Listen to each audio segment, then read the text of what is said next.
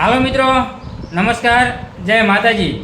મિત્રો, આપણે જે કાલે વાત કરી હતી કે રેન્જ કઈ રીતે પાછી પડાય, આજે એ વાતને લઈ અને સંપૂર્ણ આપણે વાત કરવાના છીએ અને તમને સંપૂર્ણ રીતે મિત્રો એટલે તમને કઈ રીતે રેન્જ પાછી પડે ને એ સમજાવી દઈ.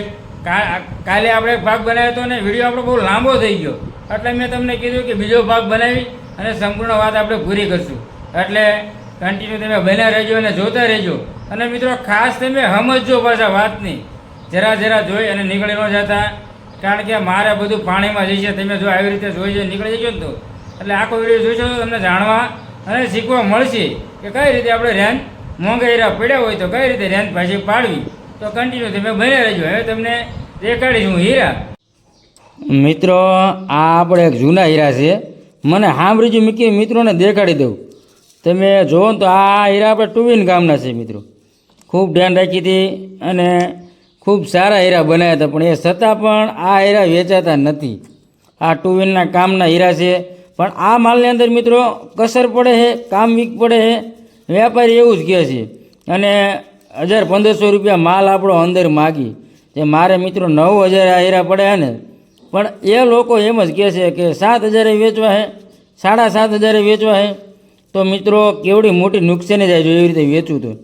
હવે તમને વાત કરીશ કે મિત્રો જો આમાંથી આમાં કામ વીક પડે, મિત્રો આખો માલ ભેગો નાખો ને તો પણ રેન્જ પાછી પડે, પણ પછી કસરવાળો માલ અને એવો બધો માલ દે કામ વીકનો આપણા 4P કામની અંદર નાખવો તો કામ હજુ આપણું વીક પડે છે.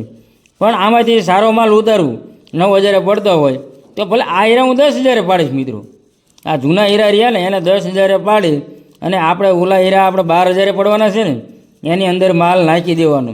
તમારે મિત્રો હીરા બનતા હોય ને તો હીરાનો મેળ થાય જ, પણ તમારી પાસે હીરા જોયું તો મેળ થાય. એક લોટ બનાવીને મોંઘો પીડ્યો અને પછી વેચવા જાઓ તો હીરાનો કોઈ દી મેળ હોય નહીં. એટલે ખાસ તમને આજે કે માણસો હીરામાં અટવાય છે ને જે નથી વેચાતા ને, અને એમ કે તમે ક્યાં વેચો, પણ આવું બધું મિત્રો મેળ કરતા હોય તો નફો નથી થતો હો મિત્રો. બધાને ખાસ કહી દઉં કે આપણે નફો નથી કરતા, પણ મૂળગા પૈસા પણ આપણે હીરા વેચવા હોય તો આપણે વેચી મોંઘા પડ્યા હોય તો એની અંદર બીજો માલ બનાવી અને બીજા હીરા નાખવા પડે.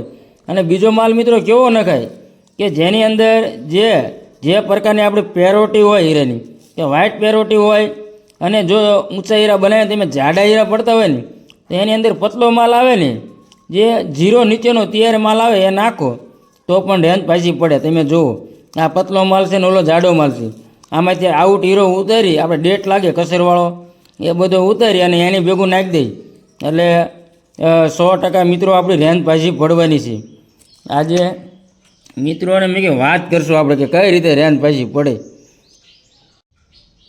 હવે મિત્રો તમને લોટ દેખાડી, વજન દેખાડીશ અને વાત કરીશ. મિત્રો આ જે વજન રહ્યું ને આપણું આ 12 કેરેટ અને 63 સેટ લખ્યું એ આપણે 11000 તમને દેખાડે ને પહેલાં હીરા એ જૂના હીરા છે, 11000 પડ્યા છે.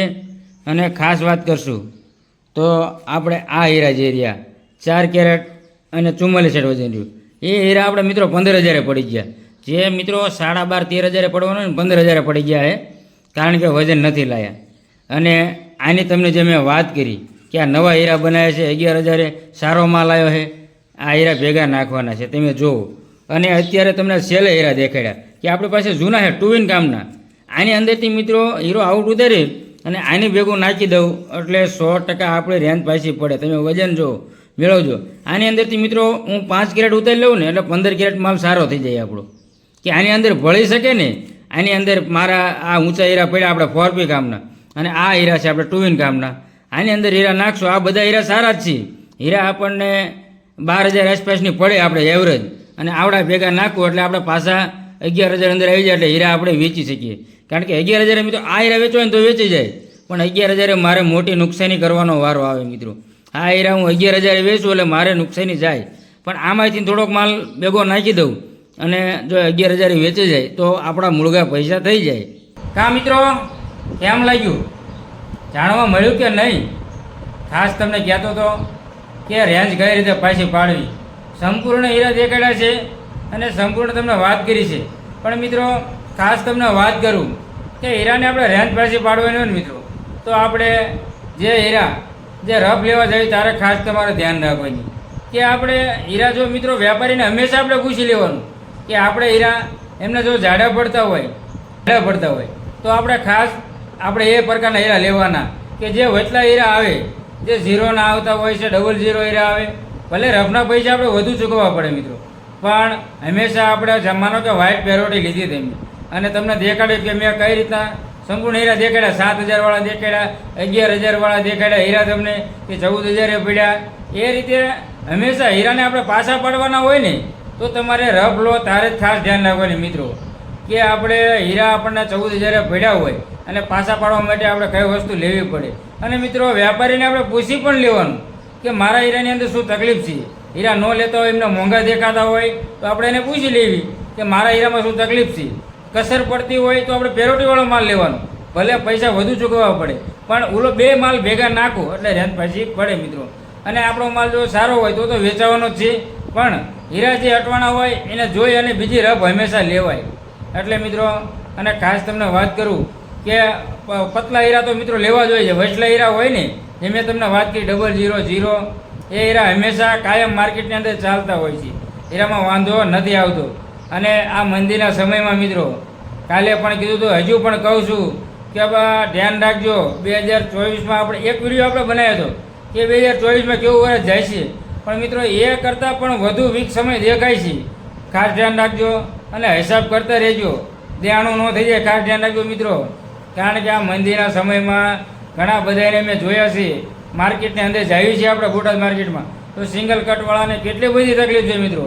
હીરા નથી મળતા મજૂરીના અને ઘરના બનાવે તો નુકસાની જાય છે અને ઘણા તો નુકસાની કરીને હાંકે છે. પણ ખાસ ધ્યાન રાખજો આપણે મિત્રો, બહુ ઝાઝી નુકસાની જતી હોય તો કારખાના ન હાંકવા, નકર તમારે દેણું થઈ જાય છે, પછી એ દેણું ભરાવાનું નથી.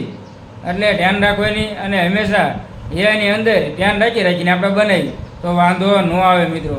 હવે મિત્રો તમને વારંવાર કહું છું કે આવી બધી માહિતી જોઈતી હોય અવારનવાર, ભલે આપણે વાર લાગે મિત્રો, પણ સાચું હોય છે ને એ તમને જણાવવા માટે તમારા માટે હું વાત બધી જે માર્કેટમાં જાઉં અને જાણવા મળ્યું હોય, કંઈક નવું શીખ્યા હોય તો તમારી સમક્ષ હું રજૂ કરું છું અને વાત કરું છું કે માર્કેટની અંદર આ રીતનું ચાલે છે.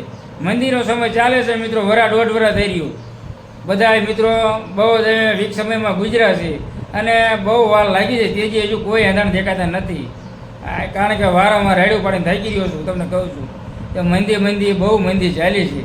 એટલે મિત્રો અને ધરમસિંહ ડાયમંડ ચેનલને જેમ તમને કહું છું બધી માહિતી તમને મળતી રહી છે. આવી સારી સિંગલ કટની અંદર બધી માહિતી તમારે મેળવવા માટે ધરમસિંહ ડાયમંડ ચેનલ તમે સપોર્ટ કરજો, લાઇક કરજો અને નવા હોય તો સબસ્ક્રાઈબ કરજો. એટલે અવારનવાર આપણો વિડીયો અપલોડ થાય ને તરત જ તમને મળી જાય. સબસ્ક્રાઈબ કરેલું હોય ને મિત્રો તરત જ મળી જાય. એટલે ખાસ તમે ચેનલની અંદર જોઈન થઈ જજો. તમને ફરીને આવા બધા માહિતી દેવાળા માણસો નહીં મળે મિત્રો. એટલે આજના માટે એટલું. બધા મિત્રોને ધરમસિંહભાઈના જય માતાજી.